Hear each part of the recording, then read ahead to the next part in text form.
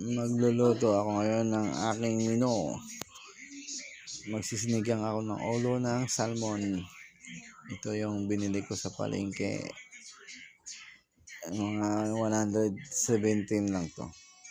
Ayan. Tapos ito yun mga kailangan ko. Ayan, miso. Tapos pichay, fresh yan. Tsaka okra. Pichay, okra. Tapos yung green na sili. May mga sibuyas, bawang, kamatis. Papakuluan ko yan. Nilagyan ko na ng asin yan. Habang nang kumulo. Ayan, patis, mga kailangan natin patis. Yan, ito yung pang paano natin. Ayan, kumulo na yan eh. Kumulo na. Ayan, lagay na natin yung ulo ng salmon. Tumatalsik pa kasi nga walang tagahawak.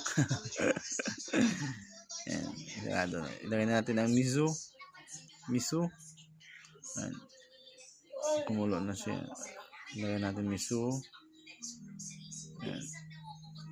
Habang pinapakuluan yung ulo ng isda, sumasabay yung miso kasi medyo matigas niyang konti yan. Tapos sunod na natin ang gulay na okra. Kulang pa nga ng ng Baguio beans. Nakalimutan bilhin. Tinamad na bumalik ng palengke. Okay na yan. Sarado lang natin ulit. Tapos i-mix na natin ang gabi sinigang mix. Gabi kasi ginagamit ko para malapot yung sabaw. Unlike sa miso din na medyo hindi malapot yun.